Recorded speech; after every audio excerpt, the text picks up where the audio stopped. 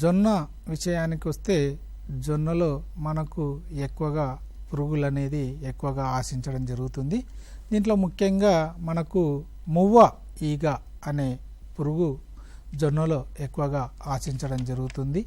కాబట్టి జొన్నలో మువ్వ ఈగను నివారించుకోవడానికి థయామిథాక్సోమ్ 30 FS అనే మందును 10 మిల్లీలీటర్లు 1 కిలో విత్తనానికి కానీ, లేదా ఇమిడాక్లోరపిడ్ అనే మందును 12 మిల్లీలీటర్లు 1 కిలో విత్తనానికి కలిపి మనము విత్తన శుద్ధి చేసుకున్నట్లయితే జొన్నను ఈ యాసంగిలో మొవ్వ ఈగ నుండి రక్షించుకొని మనం ఎక్కువ మొక్కల సాంద్రత ఎక్కువగా ఉన్నట్లయితే అధిక ఆదాయం వచ్చే ఆస్కారం ఉంటుంది. అదేవిధంగా ఖర్చు కూడా తక్కువగా చేసుకోవచ్చు.